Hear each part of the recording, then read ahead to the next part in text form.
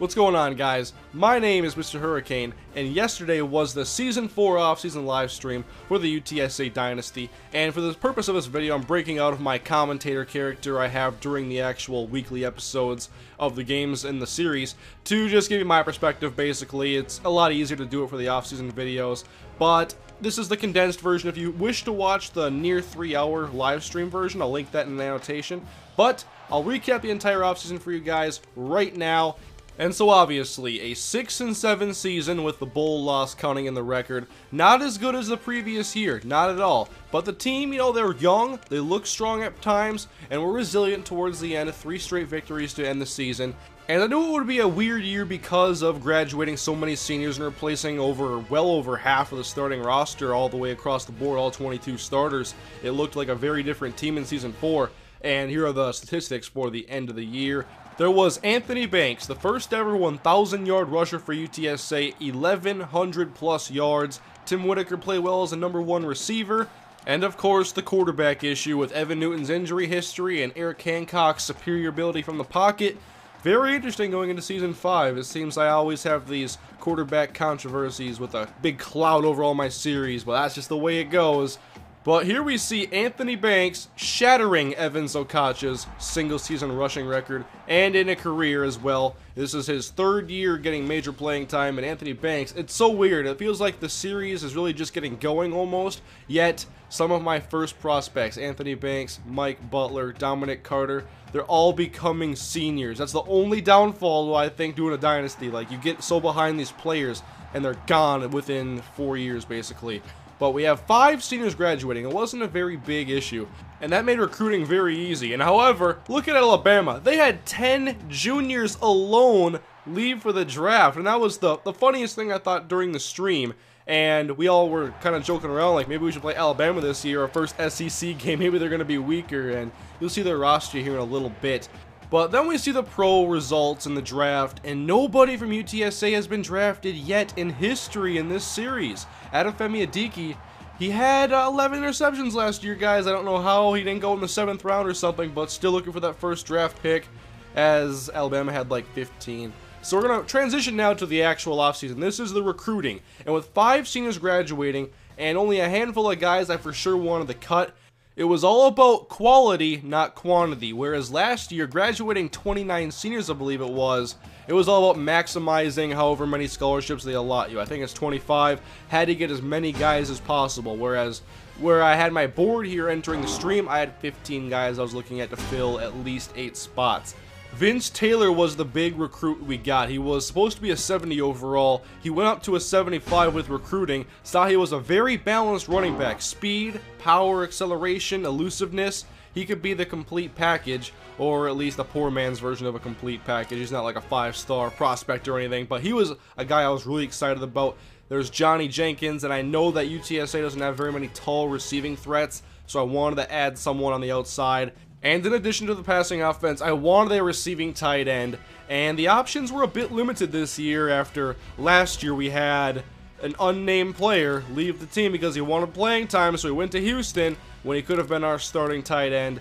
And so back to the drawing board at tight end, Preston Quinn, a defensive end, pursuing some defensive tackle depth with James Davis and the junior college transfer, Stuart Stewart.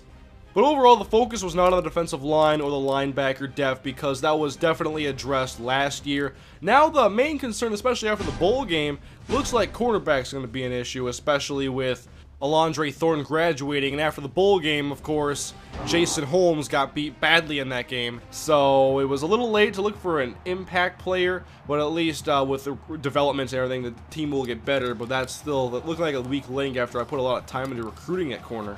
And so through these 5 weeks, it was all about trying to get those high-profile offensive linemen to strengthen the offensive line, and I wanted to find a real nickel corner. I spent the first few years looking at those tall outside press coverage man corners, and now I wanted to get myself an Antoine Winfield or a Tyrann Mathieu, a smaller guy that can tackle and can play in the slot. And it was so hard to try to find a guy who was like 5'10", 190 or 200 pounds that could hit. Most of the guys just couldn't hit or tackle from the scouting I did, but as we continue now, we see the recruiting class is now finalized, and I didn't want to have like 25 players, whatever they gave me. I think it's a bunch of walk-ons and stuff, but there was going to be a lot of guys to cut after this. We see the training results, though, and rating-wise, and looking at how some of these guys have developed, made me very excited. If you're wondering about overall ratings, last year we had 2 guys in the 80 overalls. One of those guys is now gone at Femi Adiki. But the way the guys have really improved their skills, I'm really excited about Season 5. We see the quarterbacks, throw power, throw accuracy, getting better for Newton and Hancock, whichever one is going to be playing. And you know, quarterback injuries have been pretty common, so it's nice to have at least 2 guys you can count on. And then there's Bob Young down there, because I haven't found a replacement for Mr. Bob, who was a walk-on last year. Tight end, still my nemesis, have not filled the void. But Trevor Stevens actually had a pretty good year last year, and he was able to get open at the very least. He's not very fast, but he was able to get open. Willie Kelly, loved the way he developed. As a freshman last year, he played mostly right guard, and we have another really good center prospect coming in this year that's going to probably be the starter. But overall, the offensive line is getting stronger, and the only guy we have graduating from the line is Jamie Brunell, last year's center, but we already had his replacement twice, actually, taken in recruiting. So, look at the defensive side of the ball now. Linebacker and defensive line is going to look almost the same. The main additions are Stuart Stewart and Preston Quinn.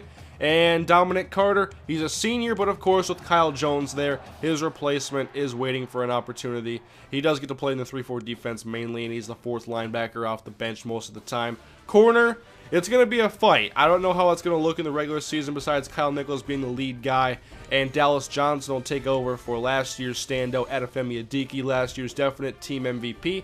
So there's a look right there at the top-rated players on our team this year. And now, to cut some of the fat, the walk-ons, they gave us 88 players overall. So we have to cut 18 guys, and most of it was cutting the walk-ons that were just not as good as the guys I'd actually recruited.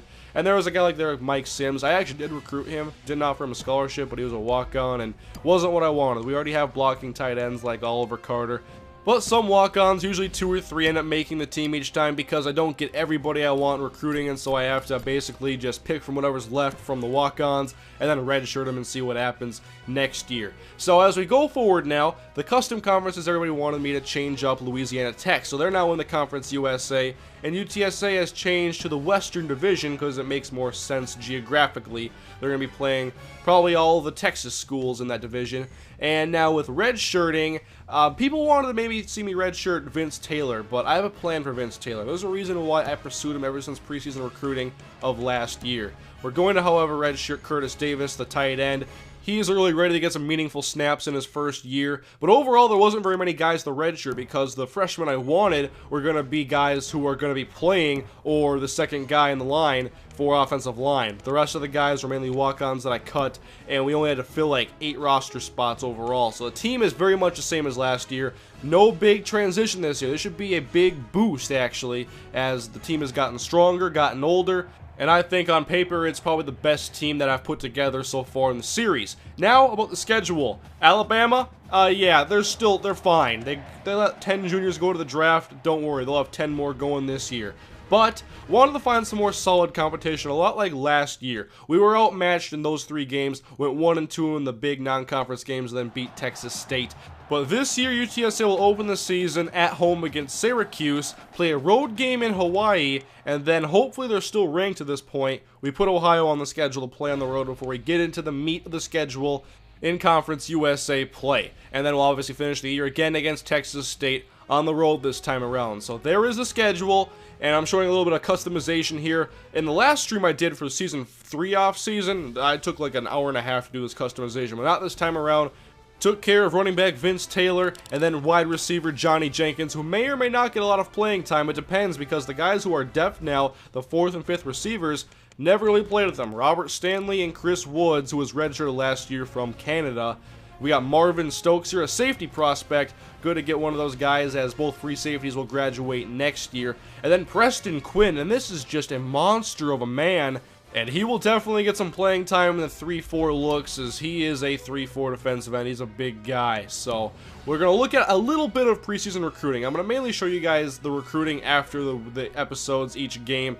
Right here, I'm just trying to give you the focus of this year's recruiting class. We have 12 seniors as opposed to 5 last year, so it's a little bit more to fill in. But the 2 top priorities are going to be impact corners and a receiving tight end. We have a couple of guys, some major stars that are graduating, like Dominic Carter and Anthony Banks, but I already have both of those guys replacements. And so I added a lot of tight ends and a lot of corners to the recruiting board, and why not go for the top guy? Never recruited a 5-star prospect to UTSA, but look what they have to offer. This is D.D. Love, one of the top overall prospects in this year's recruiting class, and he is the total package. He's got decent size, speed, coverage ability. He's everything you'd want in a corner. Now looking at Nick Dorsey. This guy's more of a nickel corner now. This is what I was looking for. He's got a little bit of hitting power. He's a solid cover guy, just not exactly what I'm looking for. I want someone who's a better tackler than cover guy, basically.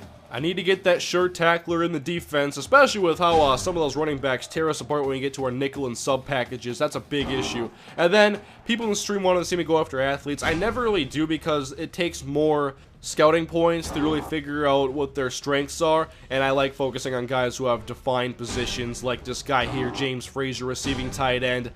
I have to find his catching ability, but so far it looks good. And so that, guys, will conclude the Season 4 edited off-season version. Hopefully you guys enjoyed and are excited for Season 5. I am very excited. I plan on getting out Week 1 probably on Monday. I won't be doing a big video introducing this year's class like I have the last 2 years because there's not as many impact guys this year. It's largely the same roster as last year with a few new sprinkled in players. So it's Week 1 against Syracuse at the Alamo Dome. Thanks for watching, guys. I'm excited for Season 5. Hope you are too. I'll see you then. Have a great day.